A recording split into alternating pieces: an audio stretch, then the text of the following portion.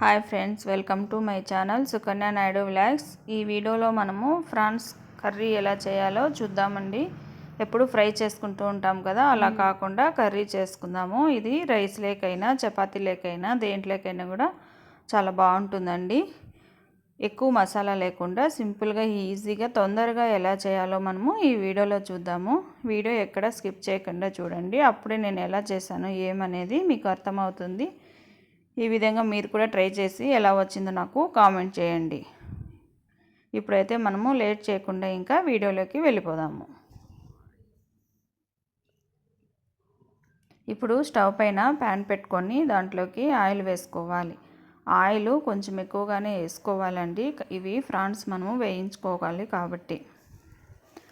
Oil కొద్దిగా వేడైన తర్వాత ఇందులోకి ఫ్రాన్స్ని వేసేసుకోవాలి. ఫ్రాన్స్ మనము ముందుగానే క్లీన్ చేసి పెట్టుకోవాలండి. ఫ్రాన్స్ ఎలా క్లీన్ చేసుకోవాలో ఆల్రెడీ నేను ఒక వీడియో షేర్ చేశాను, మన ఛానల్లో ఉంది. లింక్ డిస్క్రిప్షన్లో ఇస్తాను, ఎవరికైనా అవసరమైతే వెళ్ళి చూడండి. ఇప్పుడు ఫ్రాన్స్ వేసుకున్నాము కదా, వాటర్ ఏం వేయకపోయినా కూడా ఫ్రాన్స్లో ఉండే వాటర్ అంతా బయట వస్తాయండి వేడయ్యేసరికి. ఇప్పుడు ఇందులోకి మనము పసుపు అలాగే రుచికి సరిపడా ఉప్పు వేసుకొని కలుపుకోవాలి. ఇలా కలుపుకున్న తర్వాత మనము హై ఫ్లేమ్లోనే ఉడికించుకోవాలండి. ఈ వాటర్ అంతా ఇమిరిపోయేంత వరకు మనము బాగా ఉడికించుకోవాలి.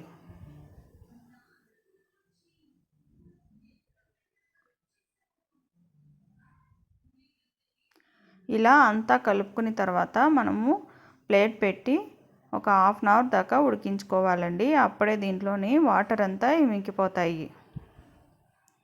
చూడండి, మధ్యలో అప్పుడప్పుడు కలుపుతూ ఉండాలి. మనకు ఆల్మోస్ట్ వాటర్ అంతా ఇమిరిపోయినాయి కదండి. మళ్ళీ ఒక 10 మినిట్స్ దాకా మనము ఉడికించుకుంటే సరిపోతుంది. ఇప్పుడు చూడండి, వీడియో క్లిప్లో కనపడుతుంది కదా, వాటర్ అంతా ఇమిరిపోయి ఆయిల్ అంతా పైకి వచ్చింది అంటే మనకు ఫ్రాన్స్ ఉడికిపోయినాయి. ఇప్పుడు మనము ఇందులోకి అల్లం వెల్లుల్లి పేస్టు 2 టేబుల్ స్పూన్ వేసుకున్నాను. ఇక్కడ నేను ఫ్రాన్స్ అయితే 1 కిలో తీసుకున్నానండి, దానికి సరిపోయే తగ్గ మసాలా చెప్తున్నాను. ఇప్పుడు ఇందులోకి ఆనియన్స్ 2 పేస్ట్ చేసి వేసుకున్నాను, అలాగే టమాటాలు 4 పేస్ట్ చేసి వేసుకున్నాను. ఇవన్నీ వేసుకున్న తర్వాత కలుపుకొని మనము లో ఫ్లేమ్లోనే 5 మినిట్స్ దాకా ఉడికించుకోవాలి. తర్వాత ఇందులోకి 1 టేబుల్ స్పూన్ ధనియా పౌడర్, 2 టేబుల్ స్పూన్ కారం వేసుకోవాలి.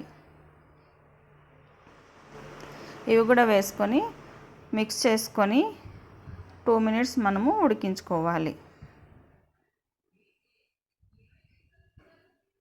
ఇలా ఉడికించుకున్న తర్వాత ఇందులోకి 1 table spoon garam masala, 1 table spoon pepper powder, 1 table spoon జీలకర్ర పౌడరు వేసుకోవాలి. ఇవి వేసుకున్న తర్వాత అంత బాగా కలుపుకొని మనము 5 మినిట్స్ దాకా ఉడికించుకోవాలి. అప్పుడే మనకు మసాలా స్మెల్ లేకుండా ఉడుకుతుందండి. ఇప్పుడు చూడండి, 5 మినిట్స్ తర్వాత ఆయిల్ అంతా పైకి వచ్చింది కదా, మనకు ఆల్మోస్ట్ ఫ్రాన్స్ కర్రీ రెడీ అయిపోయింది. ఇప్పుడు ఇందులోకి సన్నగా కట్ చేసిన పచ్చిమిర్చి 5, కొద్దిగా కరివేపాకు, అలాగే సన్నగా కట్ చేసిన కొత్తిమీర కూడా వేసుకోవాలి. కొద్దిగా పుదీనా కూడా యాడ్ చేసుకోవాలి. ఇవన్నీ వేసుకున్న తర్వాత ఇదంతా బాగా మిక్స్ చేసుకోవాలి. ఇదంతా కూడా ప్రాసెస్ మనము లో ఫ్లేమ్లోనే చేసుకోవాలండి, లేకపోతే పెనుము మాడిపోయే అవకాశం ఉంటుంది.